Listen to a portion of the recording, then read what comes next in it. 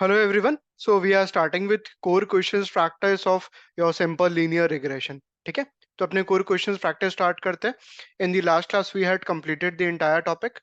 तो अपना core questions बचा हुआ है. Let's start. I hope उसके पहले अपनी revise कर लिया topic पूरा. Then you are doing this class. Okay. Practice problem. The following information relates to question number 1, 2, 3. तो यहाँ पे देखो, जो आपका core readings के अंदर में we have around 38-39 questions. ठीक है, तो काफी सारा क्वेश्चन है, अपने ट्राई करेंगे जितना भी कंप्लीट हो पाए यहाँ पे. ठीक है, तो 38-39 क्वेश्चन है. The amount is huge. Plus यहाँ पे जो क्वेश्चंस है there are in the form of item set also. But वो जो आइटम सेट है they have given the information like the ANOVA table and all, so that will be relevant for your exam purpose. आपके लिए वो relevant रहेगा. But यहाँ बहुत ज्यादा अगर टेक्स्ट लिखा हुआ है तो वहां पे you can skip that. But obviously अपनी क्लास में कुछ स्किप नहीं करते as usual. We will do every sum for our practice purpose. Okay, question number 1, 2, 3. An analyst has estimated a model that regresses a on company's return on equity against its growth opportunity. तो वो analyst ने एक model develop किया है जहां पे क्या होने वाला है, आरओई को रिग्रेस करेंगे किसके अगेंस्ट में, कंपनी का ग्रोथ अपॉर्चुनिटीज के अगेंस्ट में. मतलब आरओई क्या हो गया, dependent variable, and growth opportunities actually is what, independent variable. Defined as the company's 3-year compounded annual growth rate in sales over 20 years. तो पूरा growth opportunities का definition क्या हुआ, that three year का CAGR over 20 years, and produces the following estimated simple linear regression. ROE is equal to 4 plus 1.8 growth opportunities plus error term. ठीक है, यहाँ पे 4 क्या है मेरा, intercept coefficient. 1.8 is actually what, slope coefficient. Both variables are stated in percentages. So a growth opportunity observation of 5% is included as what, 5. तो बोला ROE on growth opportunities क्या, परसेंटेज टर्म में. बट यहाँ पे ये लोग कैसे डिनोट कर रहा है, 5 से डिनोट कर रहा है, मतलब एब्सोल्यूट सेंस में. Question number 1. The predicted value of the company ROE if growth opportunities is 10% is closest to. काफी इजी क्वेश्चन है. बोल रहा है कि ROE बताओ, उसका प्रेडिक्टेड वैल्यू बताओ जब ग्रोथ अपॉर्चुनिटीज इज व्हाट 10%. तो 4 1.8 है अपने पास, और इसमें क्या 1.8 से 10 मल्टीप्लाई करना है प्लस 4 करना है. It's very easy. करें. Question number 1. तो ROE predicted is equal to B0 plus B1 into growth opportunities. B0 आपका 4 है, B1 1.8 है, और ग्रोथ अपॉर्चुनिटीज 10 बोला था लेने के लिए. सो it will B 1.8 into 10 18 plus 4 22%. 22%, right?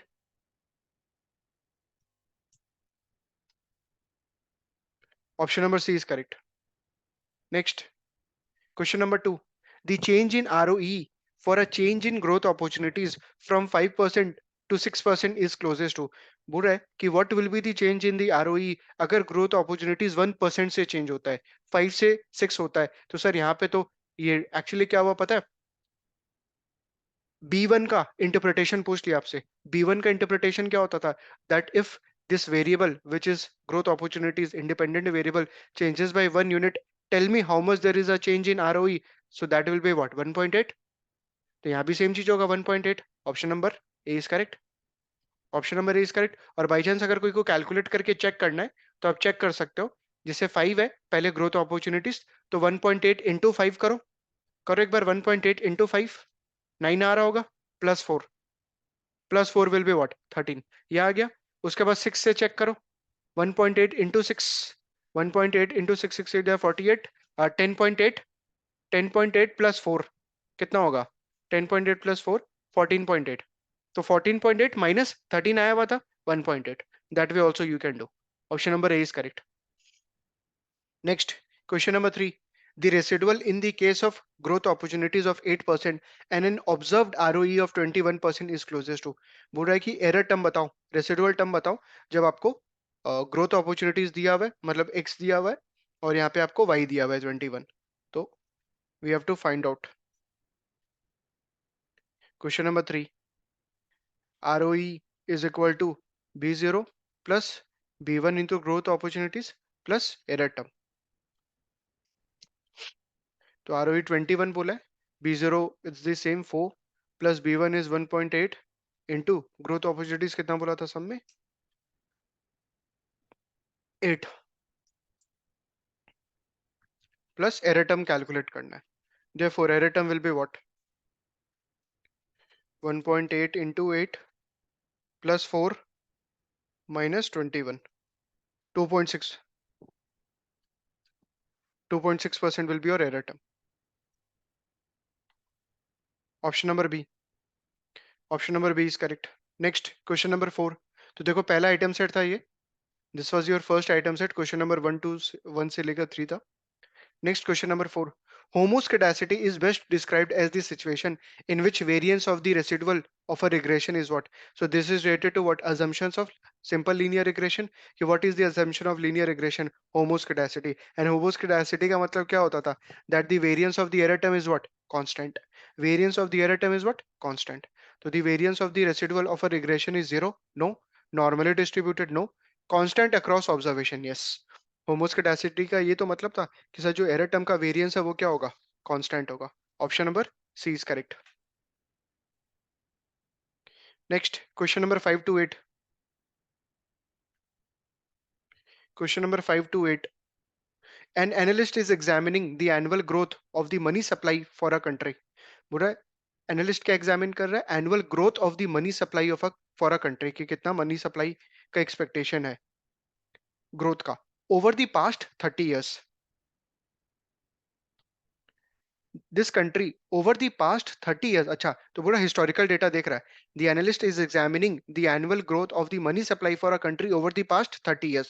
Last 30 years का एनुअल ग्रोथ रेट चेक किया कि यार मनी सप्लाई का क्या ग्रोथ रहा है। This country experienced a central bank policy shift 15 years ago which altered the approach to the management of the money supply। बोला है कि 15 years पहले क्या हुआ था there has been shift in the central bank policy for the money supply। The analyst estimated a model using the annual growth rate in the money supply regressed on the variable that is shift that takes on a value of 0 before the policy shift and 1 after। तो बोल रहा है जो annual growth rate of the money supply है that is actually the dependent variable because that we have to regress on the variable which is that variable shift। shift is the variable मतलब shift कौन सा variable हो गया आपका independent variable। dependent variable y क्या हो गया growth rate in the money supply। बोल रहा है कि जो वेरिएबल है विच is your independent variable that can become इधर 0 और इट कैन बिकम व्हाट 1। क्या तो 0 हो सकता है क्या तो 1 हो सकता है। The analyst estimated a model using the annual growth in the money supply regressed on the variable that takes on a value of 0 before the policy shift and 1 after। और अगर बिफोर पॉलिसी शिफ्ट हुआ it can become 0 और क्या 1। तो actually ये binary term हो गया binary क्या तो होगा या तो नहीं होगा इधर इट विल हैपन और इधर इट विल नॉट हैपन 0 या 1। She estimated the values in exhibit number 1। तो इंटरसेप्ट दिया हुआ है शिफ्ट दिया हुआ है this is B0 this is B1 coefficients दिया हुआ है B0 B1 ये स्टैंडर्ड एरर दिया हुआ है और टी स्टैटिस्टिक्स निकाला हुआ है। तो टी स्टैटिस्टिक कैसे निकलता है coefficient divided by what standard error. एक बार चेक करो please 5.76724 divided by standard error. देखो तो टी स्टैट से मैच कर रहा है क्या प्लीज एक बार चेक कर लो 5.767264 डिवाइडेड बाय 0.445229 12.953478 यस मैच कर रहा है टी स्टार्ट्स। तो coefficient divided by what standard error is your T starts. Critical T value दिया हुआ है level of significance 5%। One side left side का वैल्यू दिया हुआ है -1.701 राइट साइड का दिया हुआ है 1.701 टू साइडेड का इंटरवल का वैल्यू दिया 2.048 प्लस माइनस है ना कॉन्फिडेंस इंटरवल 2.048।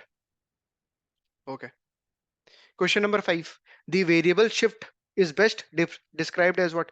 जो वेरिएबल है ना शिफ्ट इंडिपेंडेंट वेरिएबल बोल रहा है उसको क्या डिस्क्राइब करेंगे। सबसे पहला an indicator variable yes since it's a dummy variable so it will be known as what indicator variable. Option number B a dependent variable no shift थोड़ी डिपेंडेंट वेरिएबल था। Dependent variable was what the annual growth rate of the money supply. The variable shift is a continuous variable. No, it was not continuous. It is what actually dummy or binary in nature. It is not continuous. Option number A is correct. Indicator variable या dummy variable भी बोलते हैं। Question number 6, the interpretation of the intercept, intercept मतलब क्या हो गया, B0. The interpretation of the intercept is the mean of the annual growth of the money supply before the shift in the policy over the entire period after the shift in the policy. तो अपने B0 को कैसे define करते हैं कि sir अगर X 0 हो जाए तो Y will be what, B0. B0 का इंटरप्रिटेशन क्या होता है कि सर जो डिपेंडेंट वेरिएबल है वो B0 के बराबर हो जाए। अब वो B0 के बराबर कब होगा, अगर X जो इंडिपेंडेंट वेरिएबल है वो 0 हो जाए। तो अपने को ये देखना है कि X 0 कब होगा। वहां पे लिखा था ना 0, ये रहा, हाँ, that takes on a value of 0 before the policy shift and 1 after. तो सर 0 कब हो रहा है, बिफोर द पॉलिसी शिफ्ट। अगर x 0 कब हो रहा है, बिफोर द पॉलिसी शिफ्ट। तो the interpretation of the intercept is the meaning of the annual growth of the money supply before the shift in the policy. तो sir जो B0 है वो क्या हो जाएगा, y हो जाएगा कब, जब x क्या हो जाए 0। Option number A is correct. Next question number 7, the interpretation of the slope, slope क्या था मेरा B1, स्लोप क्या होता था B1, और B1 का इंटरप्रिटेशन क्या होता था, B1 का इंटरप्रिटेशन क्या होता था कि sir because of change in the 1 unit of x1 tell me how much there is a change in the y। वो अपना B1 होता था। सो फॉर एग्जांपल B1 अगर 2 है, इसका मतलब क्या, because of change in the 1 unit of x1 there is a change of 2 unit of y। तो यहाँ बट यहाँ पे थोड़ा इंटरप्रिटेशन अलग होगा क्योंकि यहाँ पे क्या डमी वेरिएबल का बात चल रहा है। The interpretation of the slope is the change in the annual growth rate of the money supply पर year. No, what are the change in the annual growth rate। तो एनुअल ग्रोथ रेट एक्चुअली क्या है, dependent variable, बोला उसका चेंज। The interpretation of the slope is the change in the annual growth rate of the money supply पर year. No, मेरे को पूरा कंप्लीट सेंटेंस चाहिए ना कि because of change in the independent variable. The interpretation of the slope is the average annual growth rate of the money supply after the shift in the policy. What about before the shift? The difference in the average annual growth rate of the money supply from before to and after the shift in the policy. Yes, option number C is correct. क्योंकि sir x जो यहाँ पे लोग लिया है dummy variable, वो बोल रहा है बिफोर एंड आफ्टर दोनों हो सकता है ना, 0 या 1। तो the interpretation of the slope is the difference in the average annual growth rate. बोला जो average annual growth rate change होगा, क्यों, because of before and after shift in the policy, because of change in what, x। Option number C is correct. Next question number 8, testing whether there is a change in the money supply growth after the shift in a policy. Using a 5% level of significance, we conclude that there is a sufficient evidence that the money supply growth changed, not enough evidence that the money supply growth is different from 0, not enough evidence to indicate that the money supply growth changed. Question वापस से पढ़ रहा हूँ एक बार. Testing whether there is a change in the money supply growth, okay, after the shift in the policy, using a 5% level of significance. Okay, तो मेरे को 5% level of significance पे टी स्टैटिस्टिक्स दिया हुआ था और क्रिटिकल वैल्यू भी दिया हुआ है, नीचे क्रिटिकल वैल्यू दिया ना, कॉन्फिडेंस इंटरवल, वहां से मैं चेक कर लूंगा कि सर जो टी स्टैट्स है वो टी क्रिटिकल से ज्यादा है कि नहीं। अगर है, इसका मतलब S0 को क्या करेंगे, अपने रिजेक्ट कर देंगे, ऑल्टरनेट हाइपोथेसिस को क्या करेंगे, एक्सेप्ट कर लेंगे। तो testing whether there is a change in the money supply growth, मेरे को ये चेक करना है, ये टेस्ट करना है, मतलब ये क्या बन जाएगा मेरा, ऑल्टरनेटिव हाइपोथेसिस। जो चीज को अपने को टेस्ट करना पड़ता है उसको अपने क्या बोलते हैं, alternative hypothesis.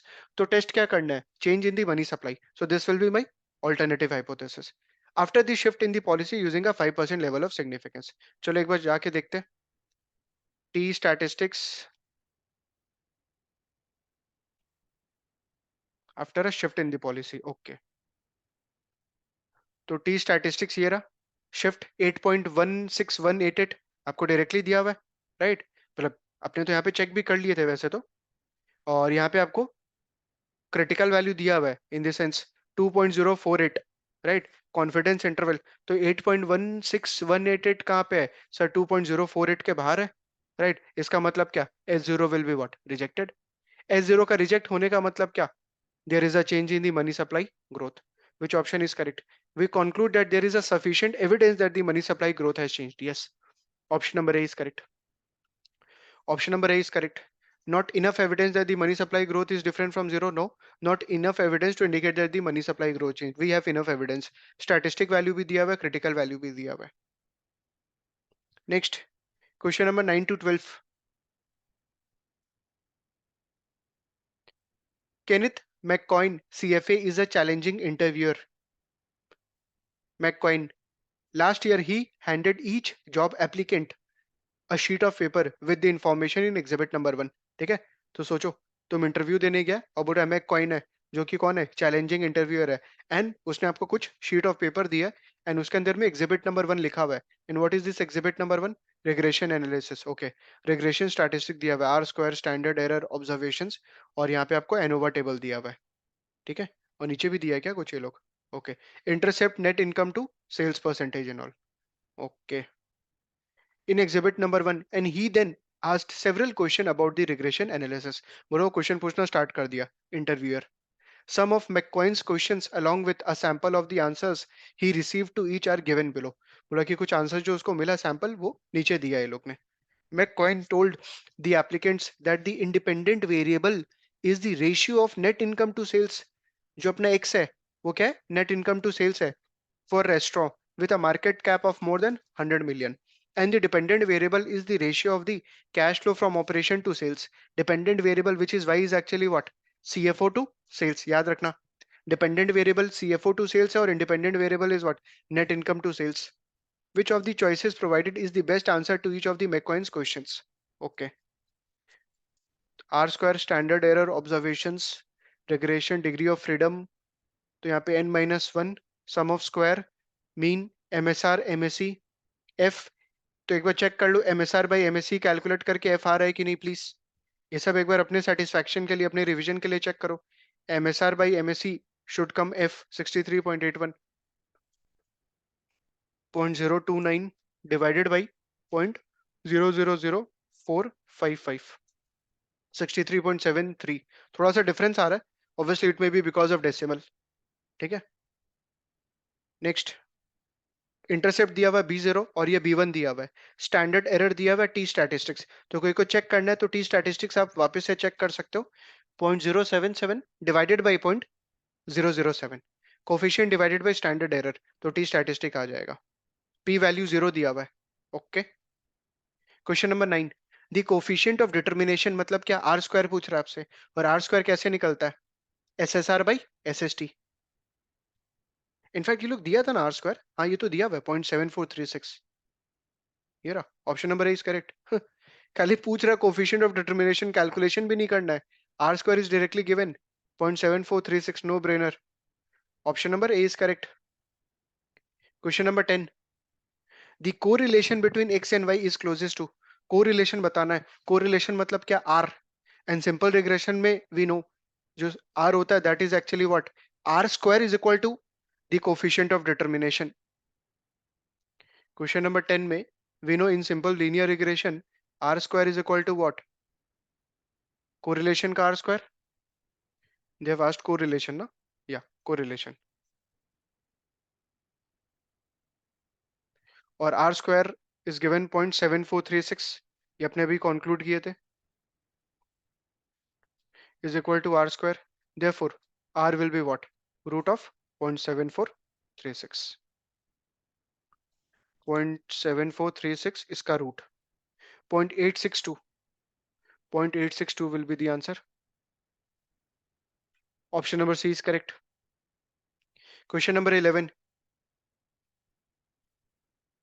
If the ratio of net income to sales क्या था? Independent variable. For a restaurant is 5%.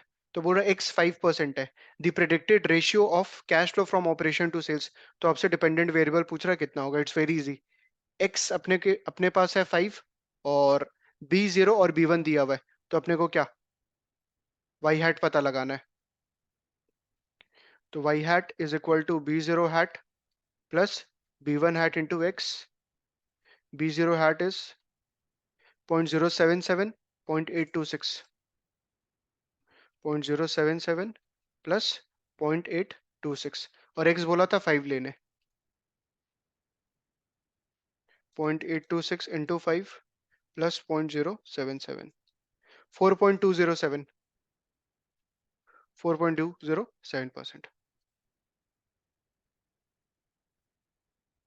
अच्छा रेशियो है ना ये, तो रेशियो परसेंटेज में नहीं होगा, sorry. Since it's a ratio तो इसको मैं यहाँ से परसेंटेज हटा देता हूँ.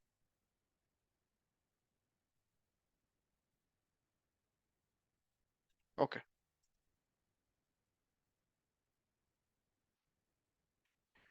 Which option is correct? Option number C is correct.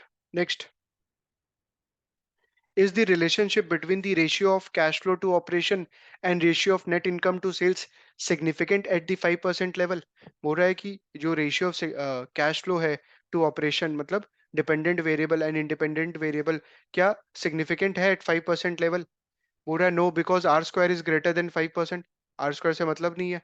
No because P value of the intercept and the slope are less than 0.5. देखो पी पी वैल्यू जीरो था वहां पे, जो वो टेबल है वहां पे देखो पी वैल्यू जीरो है.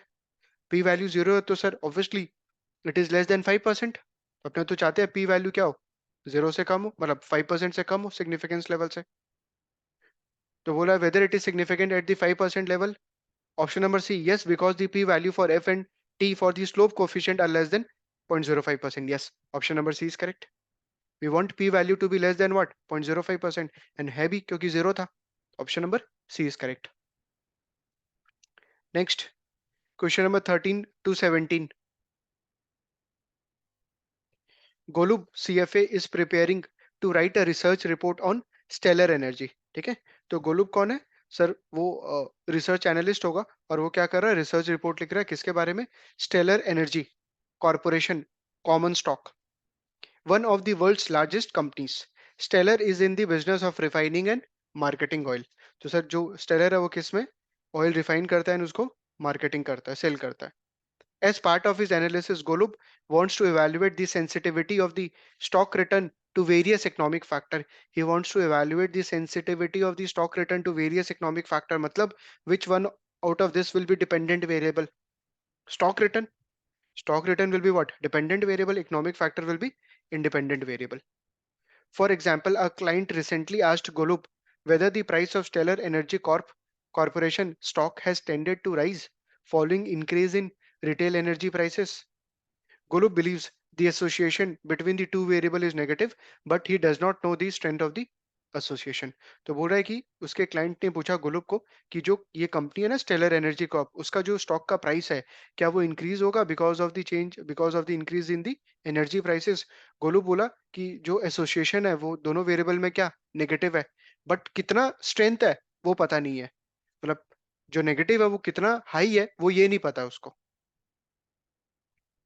Golub directs his assistant, Batten, to study the relationship between the stellar monthly stock return and the previous month's percentage change in the US Consumer Price Index for Energy. Okay, तो बोल रहा है कि उसने अपने assistant को एक काम दिया, बोला आपको डिटरमाइन करना पड़ेगा, रिलेशनशिप स्टडी करना पड़ेगा जो कॉमन स्टॉक है ये स्टेलर का वर्सेस प्रीवियस मंथ का percentage change in the US consumer price index. तो US consumer price index become what your independent variable. Dependent variable will be stellar monthly stock return, CPING. Okay, and stellar monthly common stock return and previous month percentage change in the US producer price index for crude oil material. Perfect. तो बोल रहा है कि stellar का जो common stock है उसका जो रिटर्न है उसको अपने को कंपेयर करना है with US price index, consumer price index and producer price index के साथ. तो ये दो आपका क्या हो गया, independent variable. Golu wants Batten to run both a correlation and a linear regression analysis. In response, Batten complies the following. Batten कौन था? Assistant था. Okay. Batten complies the summary statistics shown in exhibit number 1 for 248 months. Number of observations 248 months का लिया. All the data are in decimal form where 0.01 indicates a 1% return. That's fine. तो बोला कि जो भी डेटा दिया ये लोग डेसिमल फॉर्म में दिया हुआ है. Batten also runs a regression analysis using stellar monthly return as the dependent variable. हाँ तो देखो यहाँ पे क्लियर कर दिया. स्टेलर मंथली रिटर्न क्या बोला है, डिपेंडेंट वेरिएबल. अपने भी यही बोल रहे थे. And the monthly change in the CPIENG that was consumer price index, okay, as the independent variable. ये तो अपने भी कंक्लूड किए थे. Exhibit number 2 displays the results of this regression model. तो आपको एग्जिबिट नंबर 2 में डेटा दिया हुआ है. सबसे पहला एग्जिबिट नंबर 1 में descriptive statistics, mean, standard deviation, Stellar common stock monthly return, okay, lagged monthly change, CPING and PPI is PPICM. तो ये दोनों इंडिपेंडेंट वेरिएबल है. उसका मीन दिया हुआ है, स्टैंडर्ड डिविएशन दिया हुआ है, कोवेरियंस दिया हुआ है स्टेलर और CPING के बीच में नेगेटिव. फिर कोवेरियंस टेलर एंड पीपीआईसीएम जो दूसरा वाला इंडिपेंडेंट वेरिएबल है उसके बीच का कोवेरियंस, फिर covariance CPING versus PPICM independent variable के बीच में कोवेरियंस, फिर correlation of Stellar which is the dependent and CPING which is independent, उसका कोरिलेशन दिया हुआ है। Okay, regression analysis with CPING R square, standard error of the estimate observations, intercept दिया हुआ है और CPING B1 दिया हुआ है और B1 नेगेटिव है, B1 नेगेटिव है ध्यान से, क्योंकि यहाँ पे अपने बोलेंगे कि सर अगर ये CPING इंक्रीज हो रहा है इसका मतलब जो स्टॉक का रिटर्न है वो क्या होगा, डिक्रीज होगा, since your B1 is actually what, negative. Standard error दिया हुआ है और टी स्टैटिस्टिक्स दिया हुआ है। ओके, फिर क्रिटिकल वैल्यू दिया हुआ है लेफ्ट साइड का, राइट साइड का एंड टू साइड का। क्या पूछा है question number 13, which of the following best describes Batten's regression, पूरा which of the following best describe Batten's regression. Okay, time series regression, cross sectional regression, time series and cross sectional regression, क्या होगा, वो past data use कर रहा था, Batten's regression was using what, past data, so it will be what, time series regression, time series regression होगा ना, कहीं ये लोग बोला था ना पास्ट डेटा है।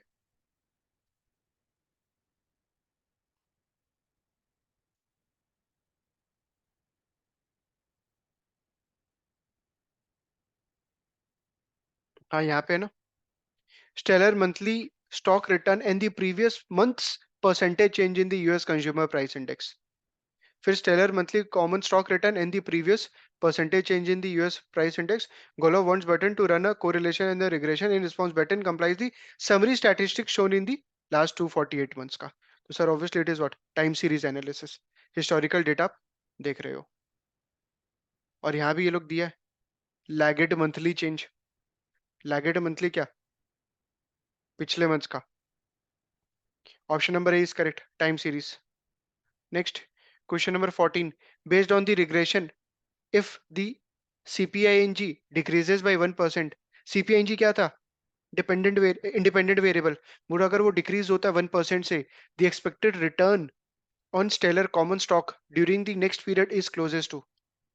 मुझे if CPING decreases by 1%, okay. मुझे 1% अगर decline होगा, the expected return on the stellar common stock, dependent variable calculate करना है during the next period. Very easy. ऐसा तो आज अपने कर रहे हैं ना, ये रहा इस टाइप का क्वेश्चन।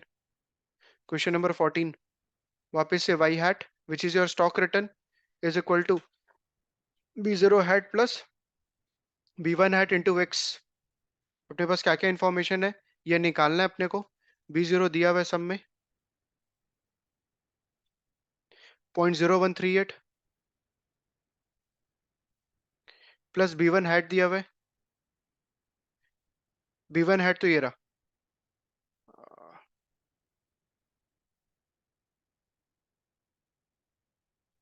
हाँ, डिक्रीज हो रहा है 1% एंड यहाँ पे ये b0 ये b1 0.6486 नेगेटिव 0.6486 इनटू, और यहाँ पे क्या बोला है x कितना से डिक्लाइन होगा, 1% से, 1% है तो यहाँ पे तो डेसिमल में लिया, इसका मतलब अपने को भी यहाँ पे क्या लेना है, डेसिमल में। Is it fine, first line में लिखा था ना that it will be in decimal, और एक सेकंड डिक्लाइन हो रहा है, x डिक्लाइन हो रहा है तो मेरे को यहाँ पे क्या करना है, -0.01, ध्यान रखो ये सब छोटा छोटा चीजों का, डिक्लाइन लिखा है ना तो you have to write what, -0.01, बताओ क्या आएगा आंसर, तो ये तो माइनस माइनस प्लस हो जाएगा, 0.6486 into 0.01 plus 0.0138. This is coming 0.020286. 0.020286. Yes. Which option is closest? Option number C. Option number C is closest. Next, question number 15.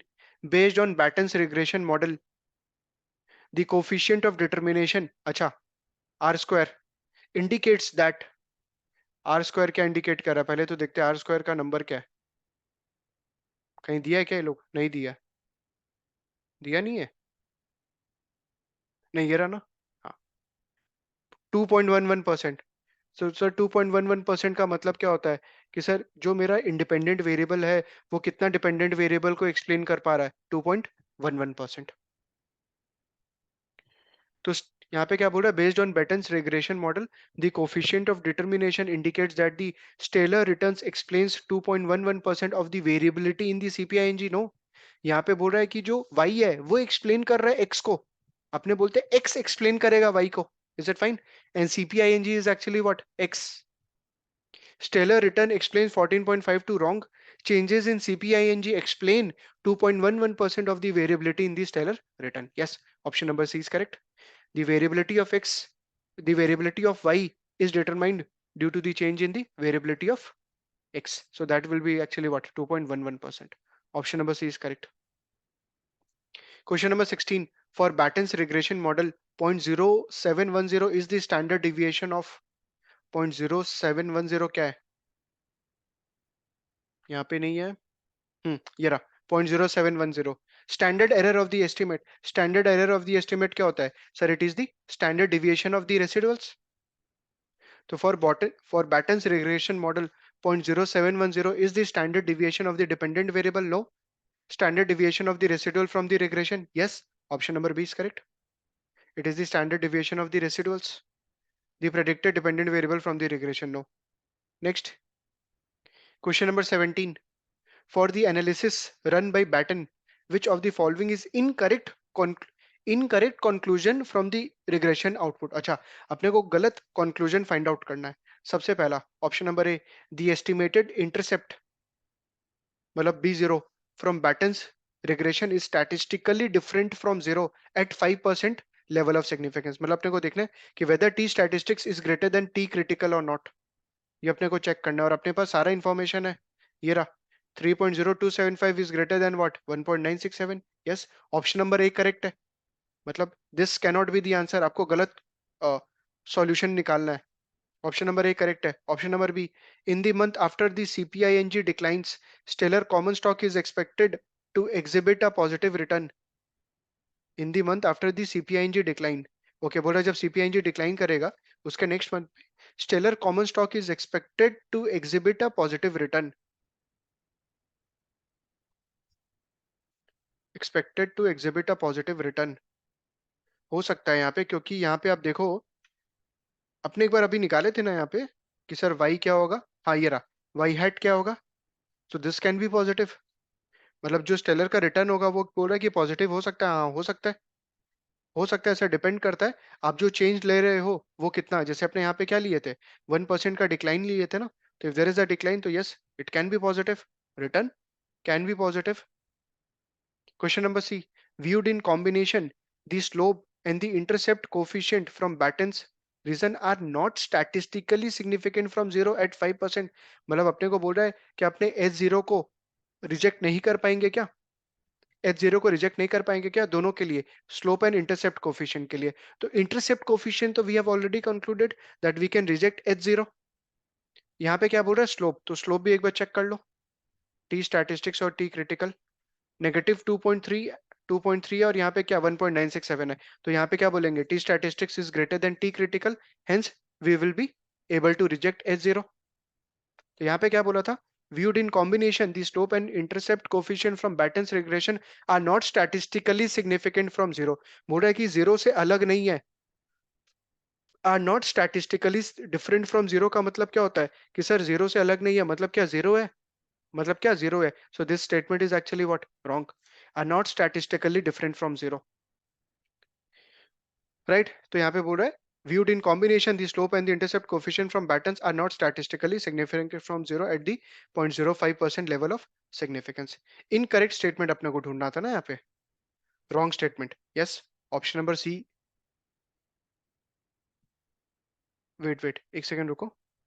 Incorrect ढूंढना. Option number A क्या था? The estimated intercept from Batten regression is statistically different from 0 at 5% level of significance. 0 से अलग है. 0 से अलग है मतलब क्या? अपने नल ऑल्टरनेटिव हाइपोथेसिस बोल रहा है कि sir this is not equal to 0, statistically different from 0. तो ये तो करेक्ट स्टेटमेंट था क्योंकि t stats greater than t critical था. और यहाँ पे बोल रहा है नॉट स्टैटिस्टिकली डिफरेंट फ्रॉम 0. 0 से अलग नहीं है मतलब 0 है. 0 है. नो, 0 नहीं है. H0 तो अपने क्या करेंगे, रिजेक्ट करेंगे ना। T statistics is greater than what, T critical। इस तो यहाँ पे अपने ये नहीं बोलेंगे are not statistically different from zero, it is statistically different from zero। Option number C will be the answer. This is wrong, incorrect statement ढूंढना था, option number C will be the answer. Next, hypothesis का बहुत knowledge यहाँ पे काम आता है, समझ में आ रहा होगा आपको। H0 और ऑल्टरनेटिव हाइपोथेसिस, ठीक है। तो यहाँ पे एक बार मैं लिख देता हूँ, अगर कोई बच्चा समझा नहीं बाई चांस। क्वेश्चन नंबर 17 को अगर डिफाइन करना है मेरे को, तो ऑल्टरनेटिव और यहाँ पे नल।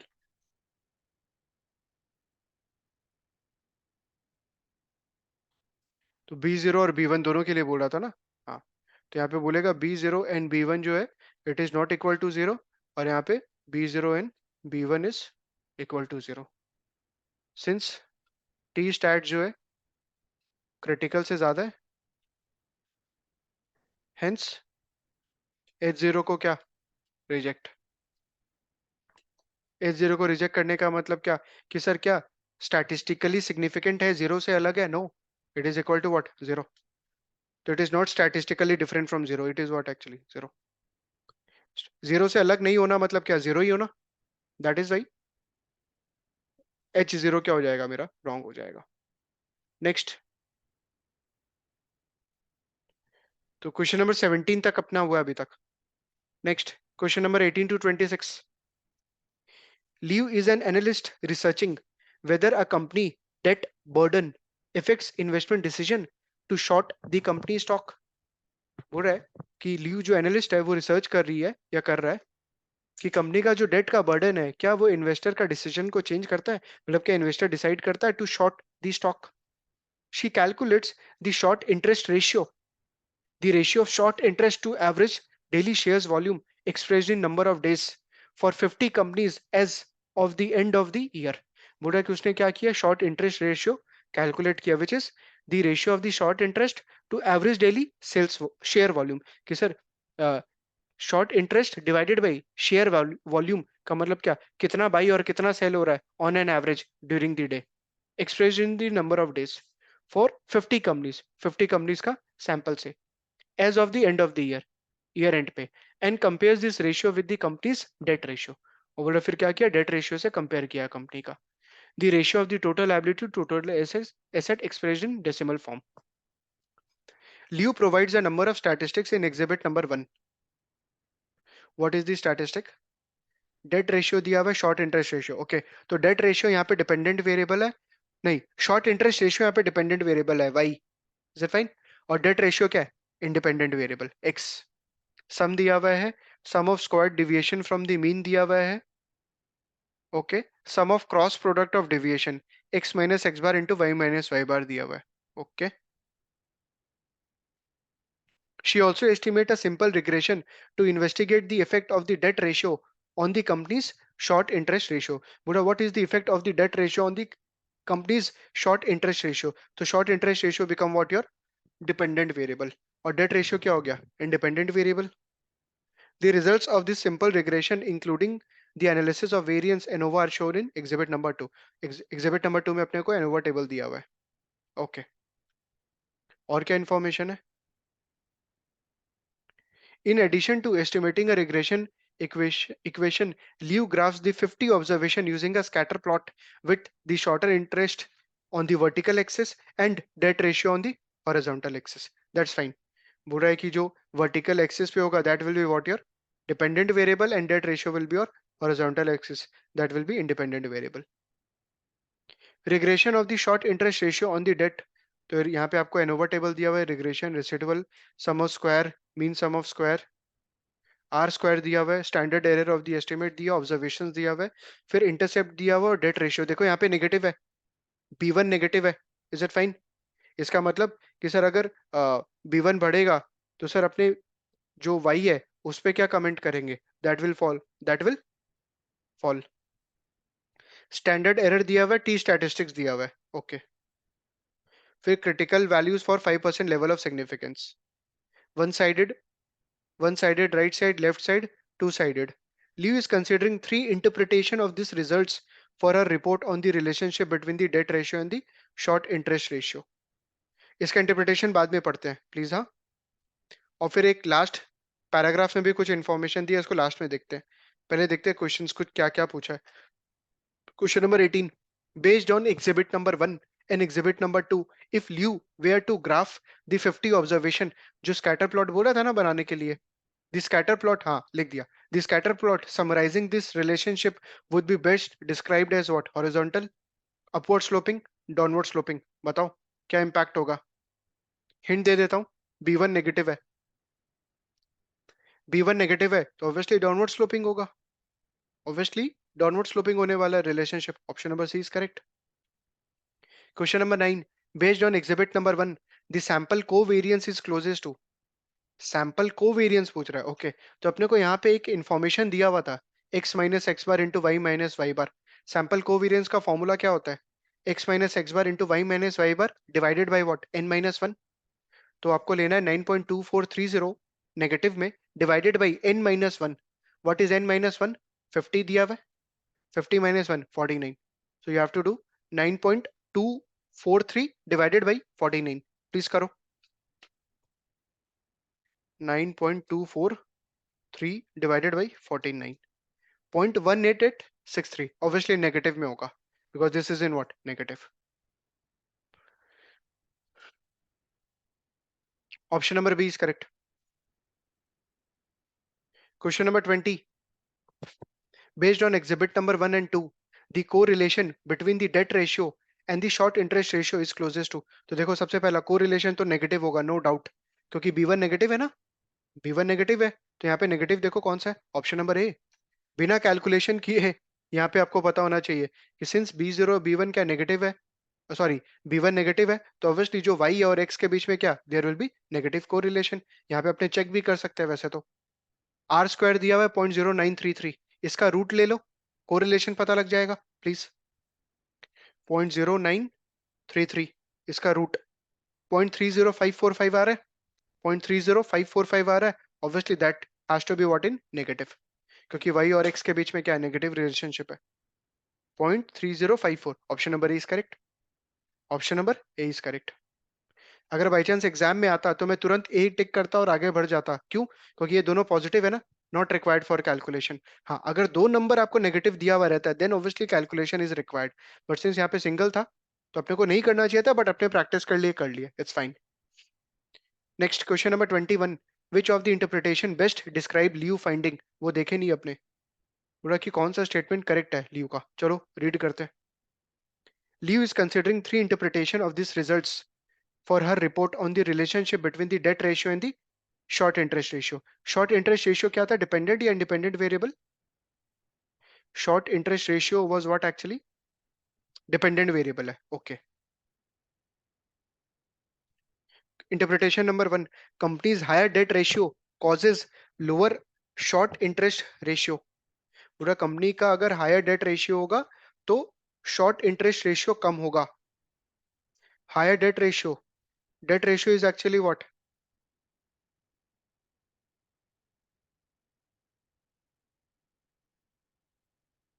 डेट रेशियो मेरा क्या था? इंडिपेंडेंट वेरिएबल है, ओके। एक बार वापस से रीड करता हूँ।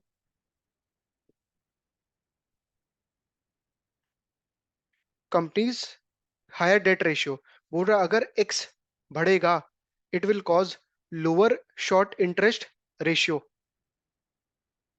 Cause lower short interest ratio. ठीक लग रहा है? Companies higher debt ratio cause lower short interest ratio, क्योंकि नेगेटिव को रिलेशन है ना, तो इंटरप्रिटेशन 1 करेक्ट लग रहा है। Interpretation number 2, companies higher short interest ratio cause higher debt ratio. Companies higher short ratio cause, cause इसका मतलब बोला डिपेंडेंट वेरिएबल के चेंज होने से इंडिपेंडेंट वेरिएबल चेंज होता है? बिल्कुल भी नहीं। इंटरप्रिटेशन 2 तो एकदम रॉन्ग है।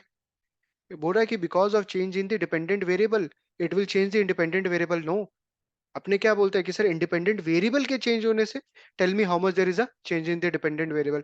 Interpretation 2 is wrong. Interpretation number 3, companies with higher debt ratio tend to have lower short interest ratio. सही लग रहा है ये तो। Companies with higher debt ratio बोला अगर डेट रेशियो हाई होगा शॉर्ट इंटरेस्ट रेशियो कम होगा, तो इंटरप्रिटेशन 1 क्या था? Companies higher debt ratio cause lower short interest ratio. Companies higher debt ratio cause lower short interest ratio. यहाँ पे क्या, companies with higher debt ratio tend to have lower short interest ratio. बोला जिस company का date ratio high होता है उसका generally lower short interest ratio होता है। मतलब इंटरप्रिटेशन वन और इंटरप्रिटेशन नंबर टू में एक स्लाइड डिफरेंस है सिर्फ। यहाँ पे बोल रहा है टेंड टू हैव, मतलब आगे का बात कर रहा है, फोरकास्टेड, फोरकास्टेड बात कर रहा है। ठीक है, हाँ तो सही है, फोरकास्टेड ही तो बात करते हैं अपने एक्चुअली। यस, फोरकास्टेड ही तो बात करते हैं कि सर अपने जो यहाँ पे किसका, एक्स और वाई का, हाँ एक्स और वाई का जो अपने बात करते हैं in terms of interpretation forecasted ही तो बात करते हैं that the companies with higher debt ratio tend to have lower short interest ratio. Yes, option number मतलब इंटरप्रिटेशन नंबर थ्री करेक्ट है। इंटरप्रिटेशन वन क्या है, companies higher debt ratio cause lower short interest ratio. तो because of the higher dependent variable there will be a lower short interest ratio. ठीक है, तो ये भी तो वैसे सही लग रहा है, बस यहाँ पे क्या फ्यूचर ओरिएंटेड बात कर रहा है कि डेट रेशियो अगर हायर होगा it will tend to have lower short interest ratio because negative है ना, this is actually what negative. Is it fine, perfect. फिर क्या बोल रहे हैं, she is specially interested in using her estimation results to predict the short interest ratio for MQDU corporation which has a debt ratio of 0.4। तो बोला short interest ratio को क्या करना है आपको, फोरकास्ट करना है। डेट रेशियो आपको 0.4 दिया है, वेरी इजी।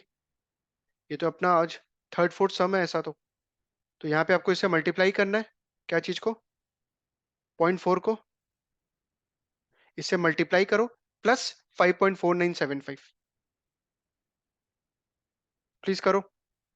ये तो अपने यहाँ पे कर लेते हैं कैलकुलेटर पे, लिखने का जरूरत नहीं है प्लीज, हाँ। So it will be 0.4 into 4.1589, obviously negative में होगा, प्लस 5.4975, 3.8339। जो डिपेंडेंट वेरिएबल होगा दैट विल बी 3.8 अप्रोक्सीमेटली।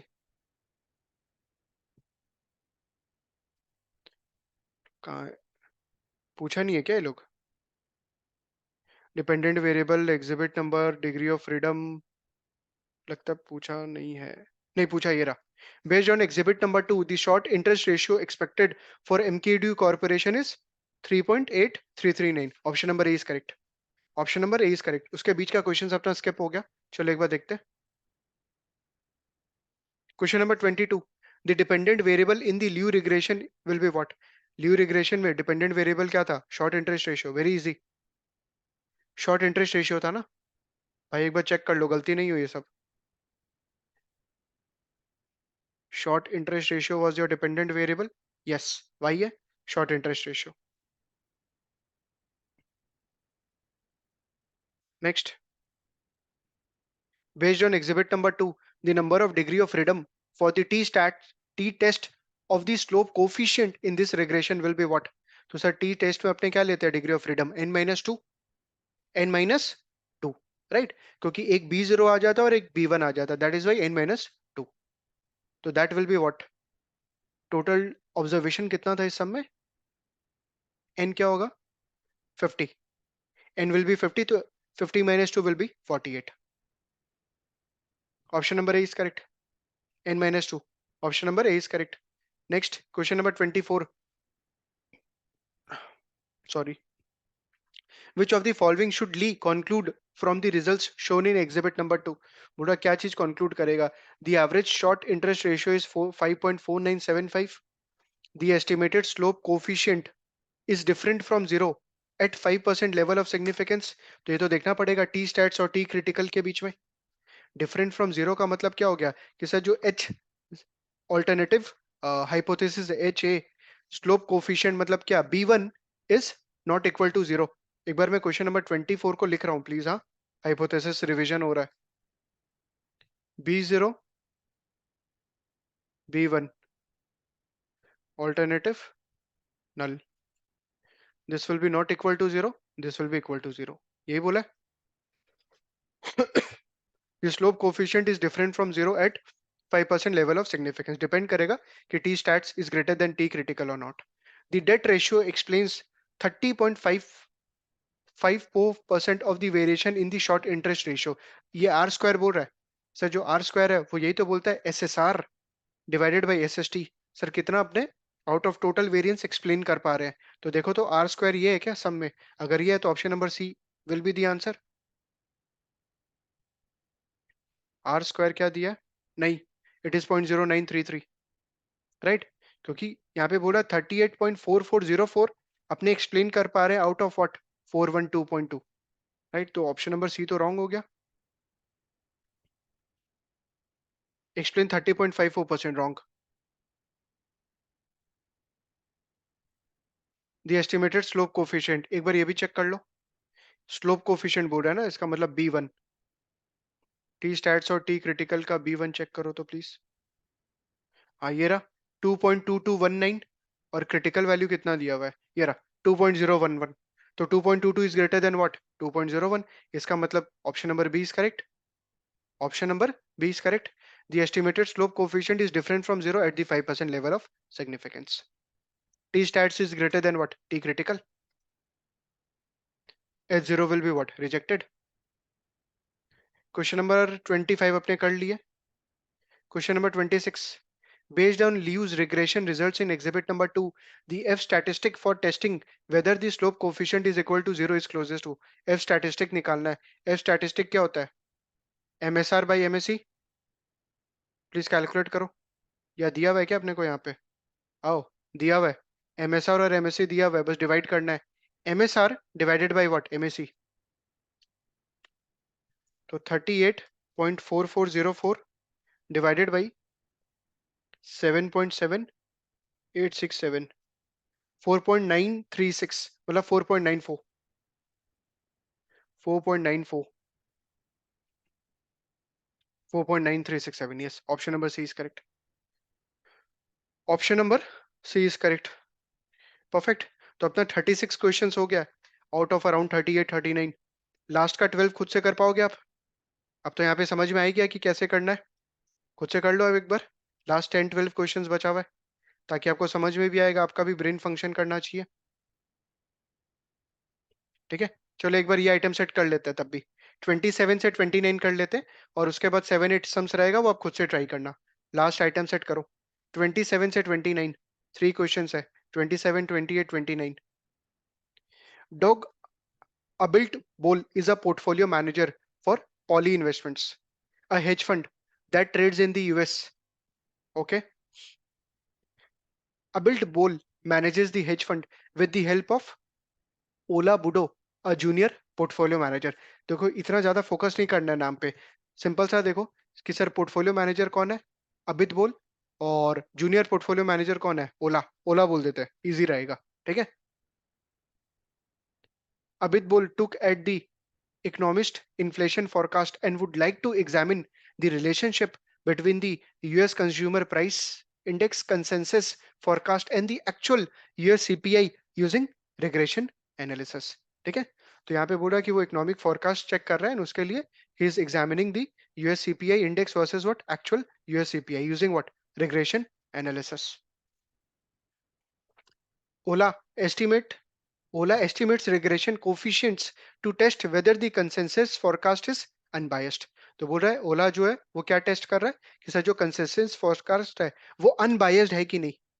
जो कंसेंसस फोरकास्ट है वो अनबायस्ड है कि नहीं। If the consensus forecast are unbiased, the intercept would be zero.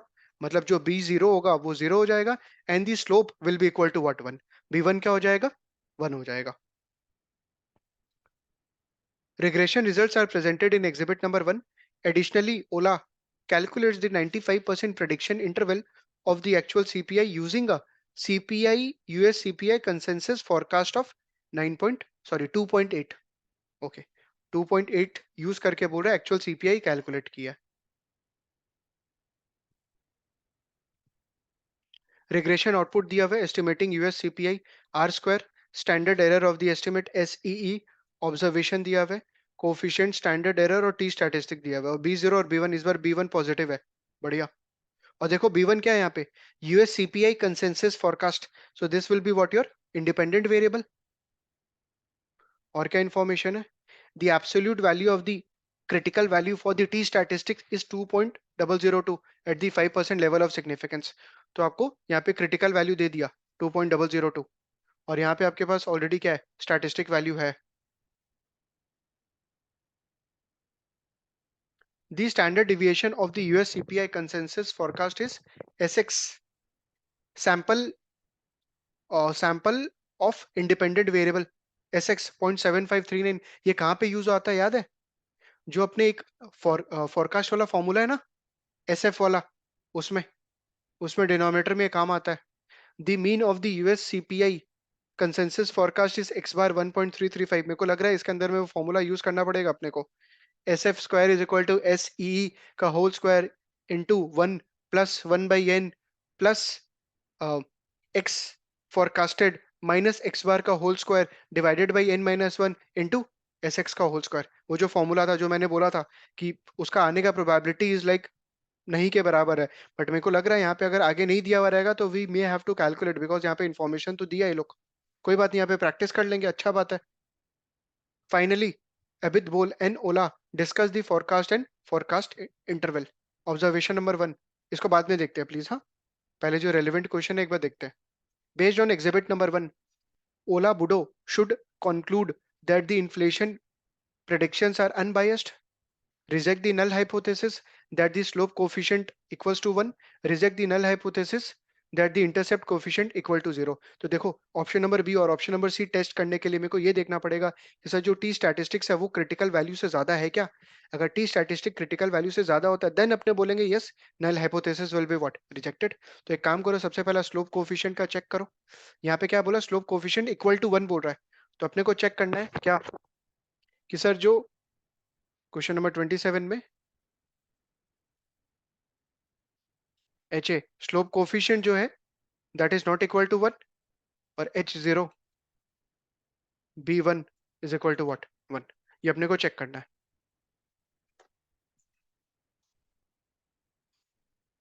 चलो यहाँ पे देखते हैं.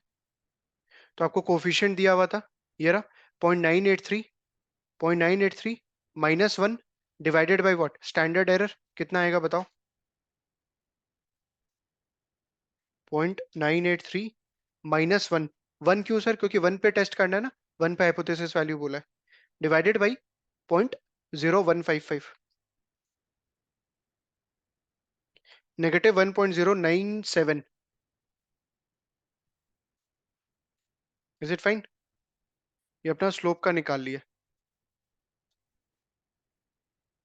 और यहाँ पे क्या बोल रहा है, क्रिटिकल वैल्यू 2.002 है. इसका मतलब क्या, H0 will be what, fail to reject.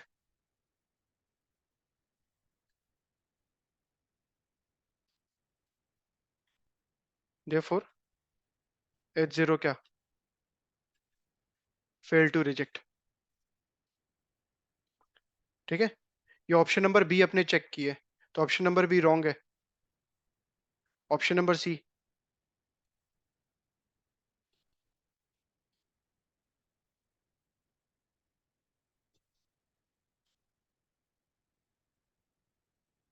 Intercept coefficient equal to 0.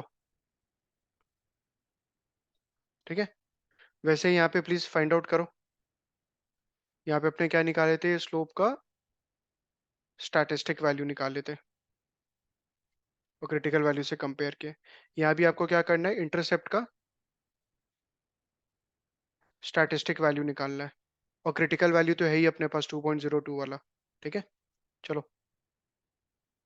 तो यहाँ पे तो आपको 0 लेना था, तो आपको लेना 0.0001 -0 is divided by what, 0.0002. So you have to do 0.0001 divided by 0.0002.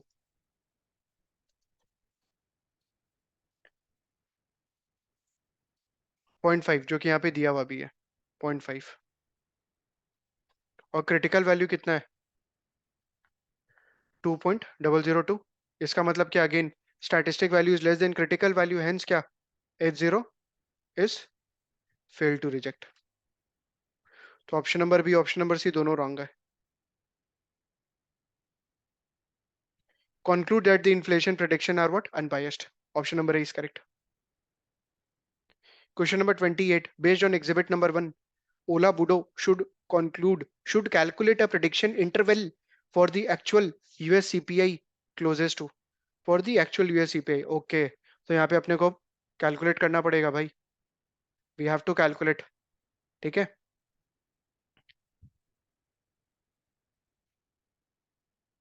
तो सबसे पहले अपने को क्या चाहिए यहाँ पे, अ, ये रहा यूएस सीपीआई कंसेंसस दिया हुआ है, फोरकास्ट एक्स दिया हुआ है 2.8। तो चलो स्टेप बाय स्टेप करते हैं। क्वेश्चन नंबर 28, सबसे पहला वाई हैट निकालो।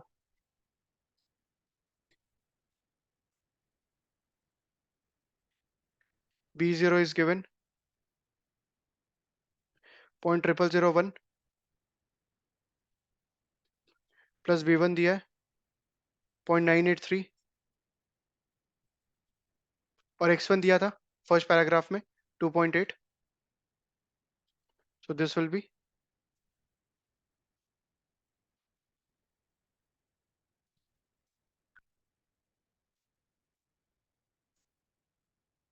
2.7525।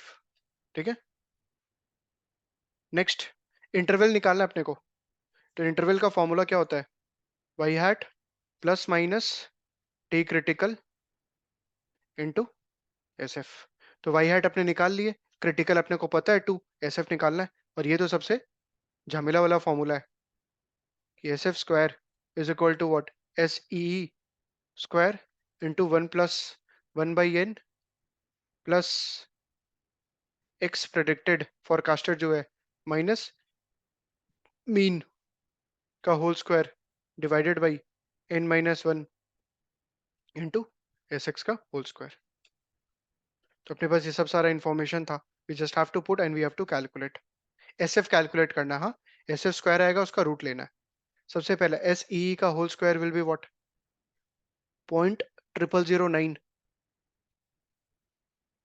का होल स्क्वायर 1 + 1/n, n कितना, number of observation 60, 60 plus forecasted value दिया था ये लोग, हाँ 2.8 दिया था ना, 2.8 दिया था फोरकास्टेड, माइनस एवरेज वैल्यू या मीन वैल्यू ये रहा 1.335 divided by n-1 will be 60 - 1 into ये भी दिया हुआ है एस एक्स 0.7539 का होल स्क्वायर। बताना कितना आ रहा है। तो सबसे पहले लास्ट वाला टर्म कैलकुलेट कर लो, 2.8 minus 1.335 whole square divided by 59 divided by 0.7539 divided by 0.7539।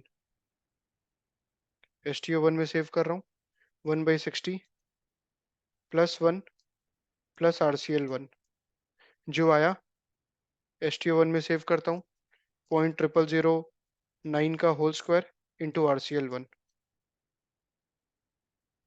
और फिर एस एफ रूट ले रहा हूँ। ठीक है, जो आया वैल्यू पॉइंट, ये आ रहा है मैं लिख देता हूँ एक बार, 0.0000 कितना जीरो है, 1 2 3 4 5 1।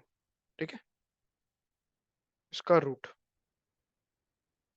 0.000936, 0.000936। ओके, वाई हैट अपने पास है 2.7525, therefore 2.7525 plus minus critical value था 2.002 इंटू 0.000936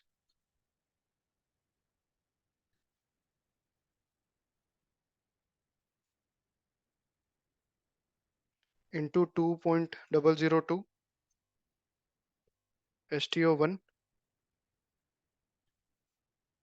अपर लिमिट लोअर लिमिट। ठीक है, मैक्सिमम वैल्यू और मिनिमम वैल्यू डाल देता हूँ,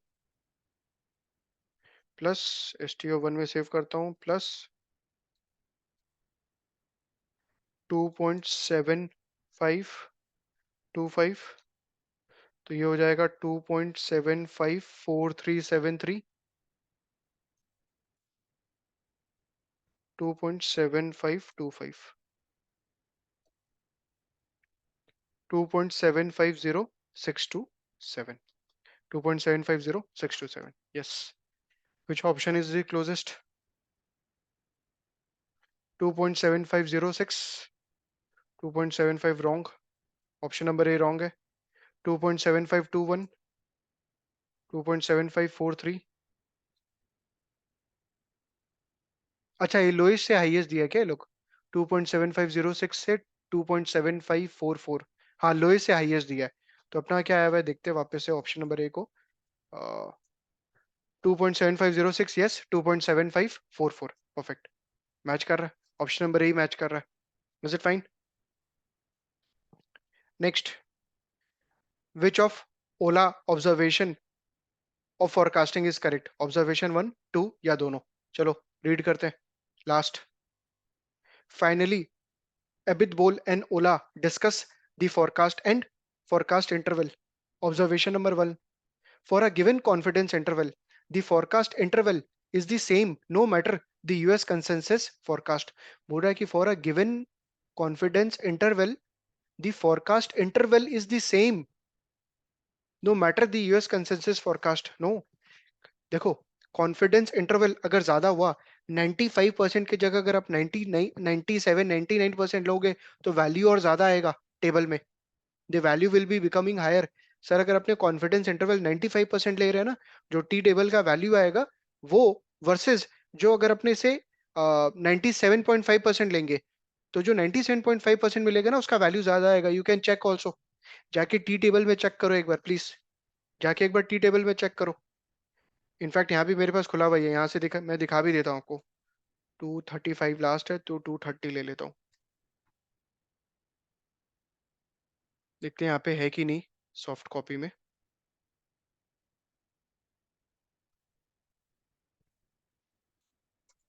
हाँ, ये रहा.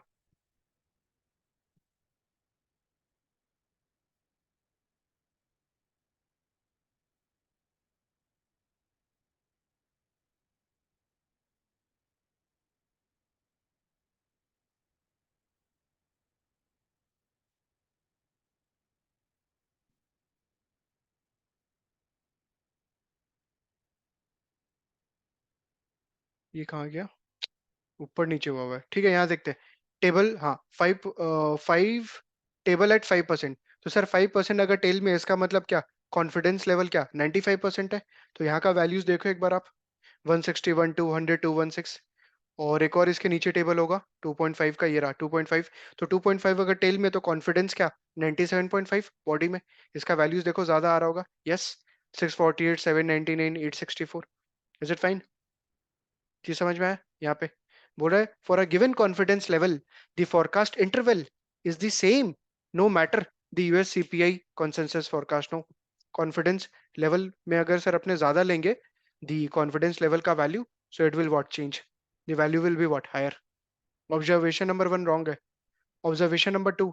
A large standard error of the estimate SEE will result in a wider confidence interval. Yes. SEE अगर ज्यादा होगा तो कॉन्फिडेंस इंटरवल ज्यादा आएगा. कैसे? यहाँ पे देखो, आपने जो कॉन्फिडेंस इंटरवल कैलकुलेट किया है, Y hat plus minus T critical into SF. तो सर ये जो कॉन्फिडेंस इंटरवल है, इन दोनों के बीच का जो डिफरेंस वैल्यू है वो ज्यादा कैसे होगा सर? अगर SF ज्यादा हो. और SF ज्यादा कब होगा? जब SEE ज्यादा हो. तो standard error of the estimate ज्यादा होगा तो SF ज्यादा होगा. SF ज्यादा होगा तो obviously sir Y hat and plus minus जो अपने वैल्यू निकालेंगे उनके बीच का डिफरेंस क्या होगा? ज्यादा. जैसे यहाँ पे अगर तुम 0.0936 की जगह मान लो 0.00111 ले लिया, तो ऑब्वियसली इन दोनों के बीच का जो डिफरेंस होगा that will be what higher. ज्यादा ब्रॉडर होगा. ज्यादा ब्रॉडर होगा. मैथ्स सोचो या फॉर्मूला से भी सोच सकता है कि यार SF अगर ज्यादा होगा तो ऑब्वियसली सर जो प्लस माइनस करेंगे वो ज्यादा हो गई, because ultimately you are what multiplying. Critical value के साथ मल्टीप्लाई करके अपने प्लस माइनस कर रहे हैं. ठीक है. तो इन दोनों के बीच का जो अपर लिमिट और लोअर लिमिट के बीच का जो डिफरेंस होगा that will be what higher. A large standard error of the estimate will result in a wider confidence interval. Wider. और बढ़ाएगा. Yes, और बढ़ाएगा. Observation number 2 is correct. Observation number 2 is correct. Perfect. ठीक है, तो अपना 29 questions अपने class में कर लिए। आई थिंक 30 से इट शुड बी 37 38 7 8 क्वेश्चंस बचा हुए। तो एक बार प्लीज आप खुद से ट्राई करिएगा, कोई डाउट रहेगा तो please you can check with me. चलो, दैट्स इट।